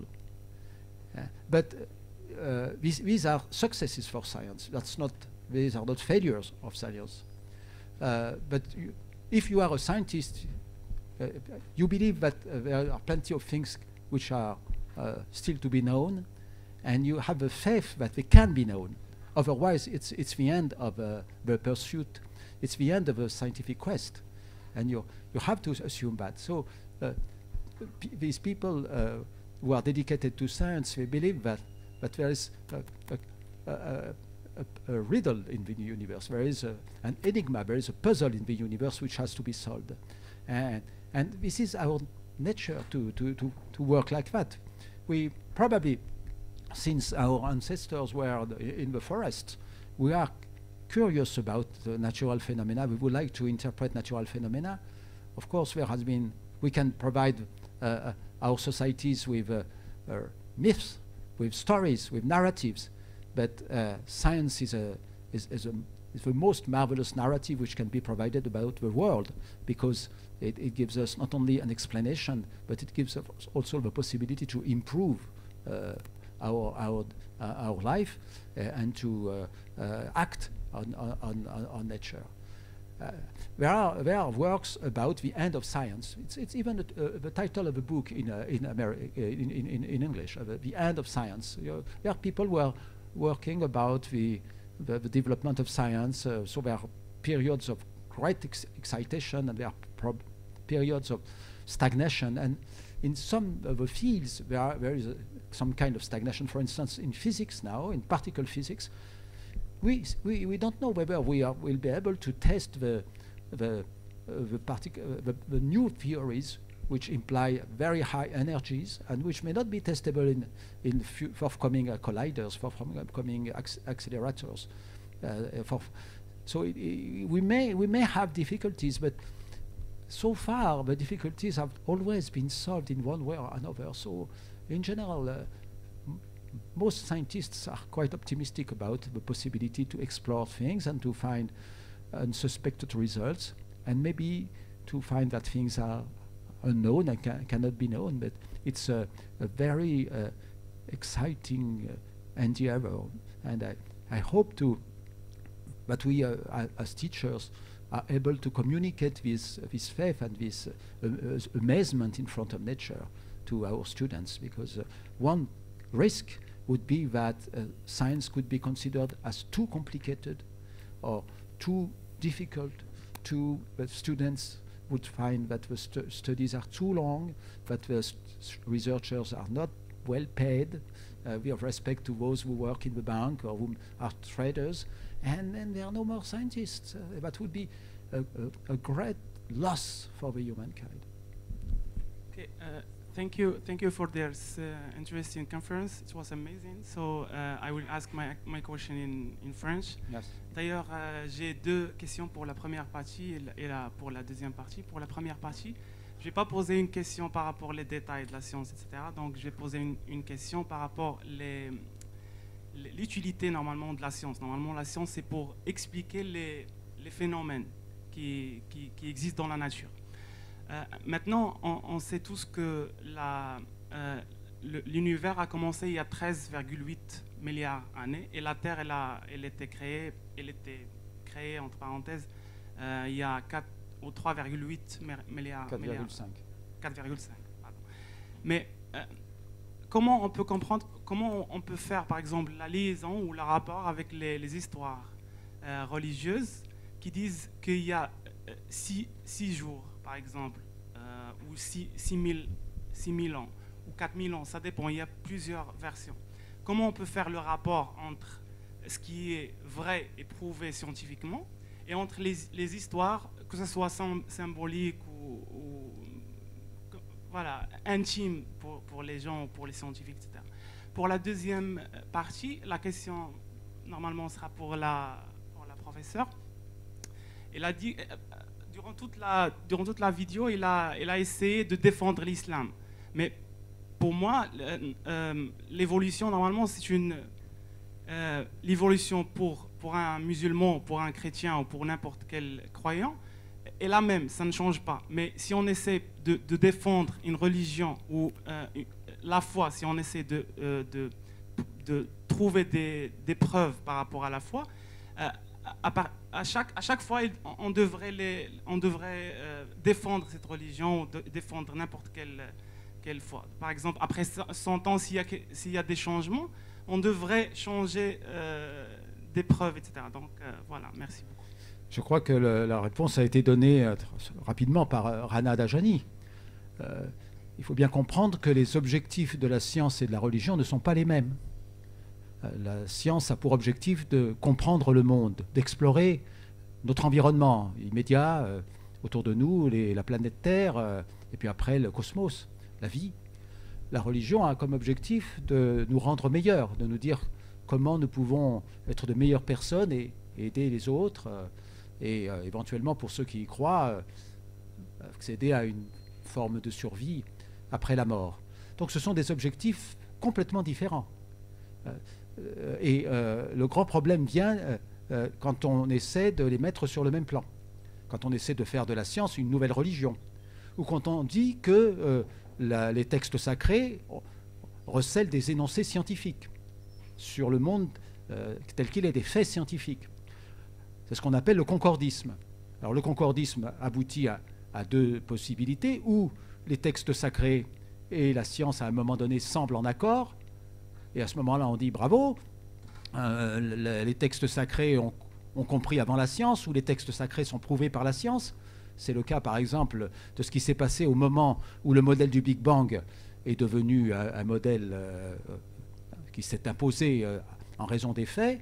Le pape Pie XII a fait une fameuse adresse dans les années 1950 où il disait qu'enfin la science prouvait le récit de la Genèse et le fiat lux, que la lumière soit, et l'univers a commencé par de la lumière, mais c'est aussi dans la Genèse. Et l'abbé Georges Lemaître, qui était l'un des grands fondateur de la cosmologie, est allé voir le pape et lui a dit « Ouh là là là là, votre sainteté, ne nous engageons pas dans cette voie dangereuse. Hein. » La science et la religion parlent de choses différentes. Le récit de la Genèse, comme le récit du Coran, c'est un récit de la création, c'est la dépendance du monde vis-à-vis de Dieu. L'être du monde est donné par Dieu, c'est un récit métaphysique, c'est un récit spirituel. La science nous parle de transformation, elle nous parle d'évolution, elle nous parle d'origine, de l'apparition d'un état de l'univers après le Big Bang dans lequel la matière est diluée dans l'expansion de l'univers, à partir d'un état antérieur au Big Bang où il y avait déjà de la matière et de l'énergie, mais sous une autre forme. Donc il faut faire très attention. Alors l'autre risque, évidemment, quand on fait du concordisme, c'est qu'il puisse y avoir une contradiction. Hein. Alors on lit, la Bible nous dit que le monde a été créé il y a 6000 ans, ou le Coran nous dit que le monde a été créé il y a 12 000 ans, c'est ce que croyait Tabari. Hein. Et donc comme on arrive avec des datations qui sont sur des milliards d'années, il y a contradiction. Comme je suis chrétien ou musulman ou juif, je crois à mes textes sacrés, donc je refuse la science. Ça, c'est très dangereux. Donc, il n'y a pas d'interaction entre science et religion au sens large du terme. La science suit ses démarches avec ses objectifs. Les religions ont leurs propres démarches avec leurs propres objectifs. En revanche, nous, en tant que croyants vivant dans le monde du XXIe siècle, informés par la science, nous, en tant que scientifiques ou ingénieurs ou futurs médecins, etc., nous avons besoin d'une réflexion approfondie sur science et religion pour pouvoir éviter la schizophrénie ou des conflits intérieurs. Donc effectivement, nous avons besoin des faits qui nous sont donnés par la science, des théories de la science et aussi des récits spirituels ou symboliques des textes sacrés. Alors une dernière chose, il faut bien voir que la notion de vérité scientifique, elle est difficile à établir du point de vue philosophique. Une théorie elle peut être fausse ou elle peut être corroborée par les faits. Les théories que nous enseignons à l'école actuellement ou à l'université sont corroborées par les faits.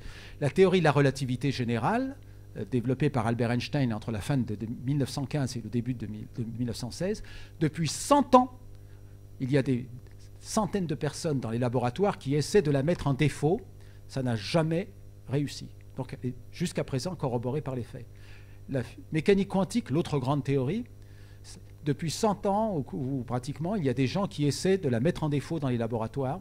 Elle n'a jamais été mise en défaut. Donc, elle est corroborée par les faits. Donc, on peut dire qu'elle est vraie. Et dans les laboratoires, on dit ben, c'est vrai ça. Mais c'est vrai avec des guillemets. Quant à la vérité religieuse, alors est-ce que ça s'est vraiment passé, le récit d'Adam et Ève, la création en 6 jours? Là aussi, qu'est-ce que c'est que la vérité religieuse? Qu'est-ce que la vérité, hein? Ça, c'est une histoire que j'aime beaucoup, qui est dans l'Évangile, et je regarde Serge là, qui l'aime beaucoup aussi. Hein, quand le Christ se trouve devant Pilate, qui est un vieux routier romain qui en a vu des vertes et des pas mûres et qui ne croit plus en rien, hein, il demande à Jésus, qu'est-ce que la vérité? Qu'est-ce que la vérité? Alors, et Jésus lui répond, tu l'as devant toi. Ça l'a un peu ébranlé. Qu'est-ce que ça veut dire la vérité? Pour un homme de foi, juif, chrétien, musulman, c'est Dieu qui est la vérité. Dieu est la vérité. Hein, c'est un des noms de Dieu, comme vous le savez, un des Asma al-Husna, hein, al-Haq, le réel, la vérité. Hein. Donc les religions sont vraies, dans un autre sens que la science. Les religions sont vraies quand elles sont capables de nous amener à la contemplation, à la connaissance de celui qui s'appelle al-Haq, de celui qui s'appelle la vérité. Hein. Et c'est en cela qu'on voit la vérité des religions. Ce sont des moyens qui nous amènent à la connaissance de Dieu, de ce mystère fondamental de la réalité ou de ce mystère fondamental de nous-mêmes. Hein, et il y a identité mystérieuse entre les deux. Alors, il y a une question ici, et puis après, madame, et puis je crois qu'on arrêtera. Oui, il faut... Non, le micro arrive, ce qui vaut mieux pour... Merci. Dans votre exposé, vous avez commencé par l'évolution de l'univers, et on voit bien qu'aujourd'hui, on s'arrête au Big Bang et que toutes les théories scientifiques essayent d'aller au-delà à travers la loi unique ou l'unification ou la théorie des cordes. Donc, on est en train de se projeter vers ces nouvelles explications. Ensuite, la deuxième partie de la présentation est relative à l'évolution humaine. Et si je ne m'abuse, on est d'accord, ou on a prouvé scientifiquement les micro-évolutions, mais on a un problème sur les évolutions plus fondamentales, par exemple de passer d'un état poisson à un état amphibien, ou d'un état amphibien à un état mammifère. Et puis le dernier maillon, c'est l'homme, avec quand s'est passé le basculement, et donc Sapiens, est-ce que c'est 150 000 ans, 200 000 ans? Qu'est-ce qui s'est passé? Et là, a priori, si je ne m'abuse, la science bug, puisqu'on ne trouve pas les fossiles qui montrent ce saut quantique. Quels sont aujourd'hui, dans votre connaissance, les différentes travaux que sont menés par les scientifiques pour essayer d'expliquer ces sauts ou de rationaliser ces sauts pour rester dans cette vision de l'évolution de bout en bout? Merci. Alors, il y a en fait trois questions, hein, qui sont on a présenté avec Rana une sorte d'histoire de l'univers. Hein, donc il y a des chapitres qui sont bien documentés, puis de temps en temps il y a des pages blanches. Des pages blanches parce que ce sont des zones qui sont moins connues, et on ne sait pas si c'est juste une page qui est blanche ou s'il y a même 10 pages, 100 pages qui manquent. Ça, c'est un des grandes incertitudes avec lesquelles, en tant que scientifique, nous devons vivre, mais c'est aussi très encourageant parce qu'il y a beaucoup de choses à découvrir, et moi j'aime bien dire à mes étudiants, ça on ne sait pas, c'est peut-être vous qui le trouverez. Alors ça, les étudiants, ils disent, ah ouais, c'est peut-être moi qui vais le trouver, ils aiment bien ça. Et oui, il y a encore du travail à faire pour les jeunes générations, donc il faut continuer à faire des études scientifiques. Là, on est dans des situations assez différentes. Sur les 3 pages blanches, là, il y a le premier chapitre, ou le chapitre introductif, qu'est-ce qu'il y avait avant le Big Bang? Alors, il y a plein de gens qui font ce qu'on appelle des cosmologies pré-Big Bang. Il y a plusieurs variétés. Le grand problème, c'est d'utiliser des théories des particules élémentaires qui fonctionnent quand l'univers est extrêmement dense. Et il y a plein de théories qui sont sur le marché, mais aucune n'a été, jusqu'à présent, corroborée par des faits nouveaux, c'est-à-dire des faits qui ne sont pas expliqués par les anciennes théories. Et en l'absence d'indications, de pistes dans laquelle on pourrait aller, eh bien, on reste dans le domaine de la spéculation. Ce qui est sûr, c'est qu'on ne peut pas penser l'apparition de la matière-énergie et de l'espace-temps à partir de rien. Ça, ce n'est pas pensable du point de vue de la physique. Il y a donc un état préalable de la matière qu'on peut imaginer même comme une sorte de mélange peut-être de l'espace, du temps, de la matière et de l'énergie sous forme de nouvelles entités que pourraient être justement ces particules, ces supercordes. Et il faudra attendre des pistes pour en savoir plus. Alors, il y a deux façons de regarder. Ou on utilise des grands accélérateurs de particules, des grands colliders. Pour l'instant, le LHC n'a rien donné. Plus tard, le futur super collider peut-être nous donnera une piste ou pas. Donc ça reste un point d'interrogation. L'autre piste, c'est d'aller regarder le plus loin possible en astrophysique et de voir des petites indications de ce qui aurait pu se passer avant le Big Bang, parce que peut-être que ce qui s'est passé avant le Big Bang a encore laissé quelques traces tout de suite après le Big Bang, et à ce moment-là, on pourrait avoir une indication de ce qui s'est passé avant le Big Bang. Ça, c'est pour la question numéro 1. Pas de résolution pour l'instant, et peut-être dans l'avenir, mais ça peut durer encore des décennies dans l'incertitude. Pour ce qui est de la théorie synthétique de l'évolution, je vous ai parlé de Stephen Jay Gould. Oui, le problème que nous avons, c'est que nous voyons... Alors, il faudrait que... Alan, you should answer this question. Ooh, where is Alan? Alan is here. The question about the fossils and the missing links between the various life forms. That was the question. How can we talk about that? People say, no, we never see the animals which are the intermediate steps between two life forms, and so we don't see the evolution really. We see the species, but we don't see the evolution. Alan Love is an expert of the philosophy of biology. Yeah. So that is a good question about how we know about evolution and how we can understand when we don't have all of the evidence that we might want.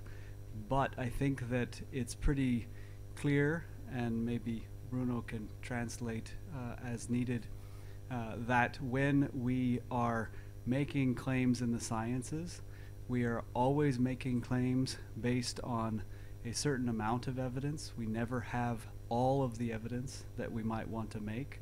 So in the case of claims about fossils that are missing, or things that we might expect to see, we can think about other cases where there are missing pieces of evidence, but we are quite confident that a process has taken place.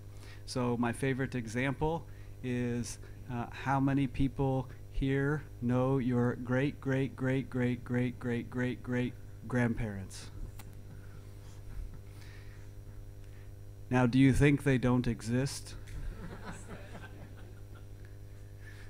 So, in some sense, there's very little evidence for your great-great-great-great-great-great-great-great-grandparents apart from the genetic material that we carry today and the idea that as we think about how we came to be here today, we think there was a process that produced that.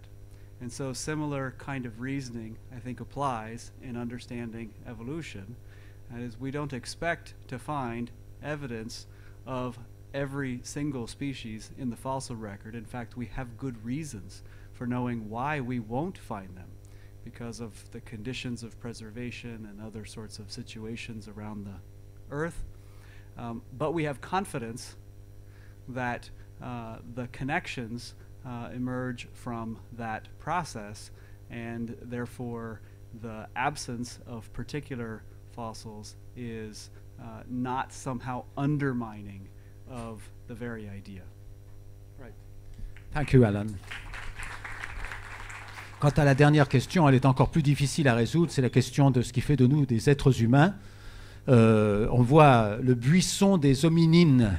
Le buisson des hominines, ce sont les 40 espèces dominines qui donc se sont séparés des grands singes il y a 8-9 millions d'années, toutes ont disparu, toutes ces espèces ont disparu, sauf une, l'Homo sapiens, qui a eu un grand succès sur Terre et peut-être même un peu trop grand succès, puisque vous savez que l'Organisation des Nations Unies a prévu qu'on serait 9,7 milliards sur Terre dans quelques années. Et il va bien falloir les loger et les nourrir, tous ces gens-là. Hein. Donc grand succès pour l'Homo sapiens, échec pour les autres qui ont disparu. Qu'est-ce qui a fait de nous des hommes? À partir de quel moment peut-on parler d'hommes? Donc c'est la question de la conscience. Les neurosciences ont fait d'énormes progrès depuis quelques années, avec la possibilité de visualiser ce qui se passe dans le cerveau quand on pense, quand on a même des idées spécifiques, on voit des zones du cerveau qui s'allument. Mais il y a parmi les neuroscientifiques vraiment une grande division entre ceux qui pensent que la conscience va être expliquée, et voire même reproduite par la science, et ceux qui pensent que la conscience est un phénomène qui sera irréductible et qu'on n'arrivera jamais à expliquer. Et c'est là que se situe le mystère de notre humanité. C'est dans cette conscience. Tant qu'on ne sait pas ce que c'est que la conscience, on ne pourra pas répondre à la troisième question, c'est-à-dire à partir de quel moment sommes-nous devenus des êtres humains. Alors, du point de vue des fossiles, hein, Alan, from a point of view of the fossils, at some stage we decide, the paleontologists decide that a fossil, a skull, is a homo. So that's based on the size of a skull, mostly. Those sorts of decisions are based largely on the skull, but also on lots of other anatomical features that are distinctive for modern humans. And the paleontologists who work on those particular fossils, because they look at them in fine detail, they can discriminate differences that might not be so obvious to us, and that's part of how they can make a determination that what they see in the fossils represents modern human anatomy as opposed to something distinct from that.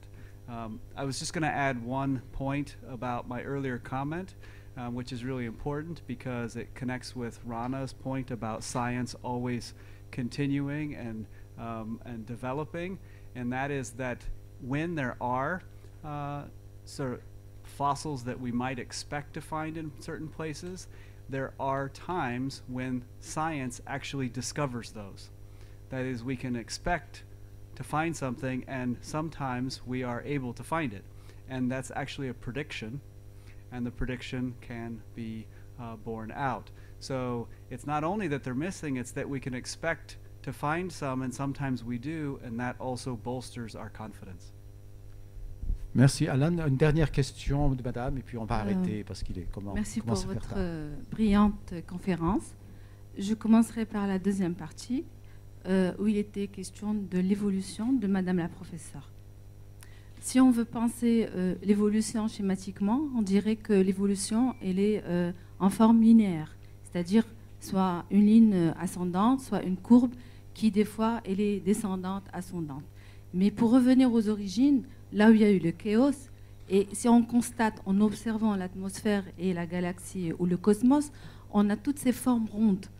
Est-ce que l'évolution n'est-elle pas en elle-même une évolution cyclique qui revient à l'origine, c'est-à-dire au fond de la question d'évolution, qu'il n'y a pas évolution, c'est-à-dire on évolue dans le sens où revenir à l'origine et on reproduit. Donc c'est un système cyclique. Si on observe l'origine de la galaxie.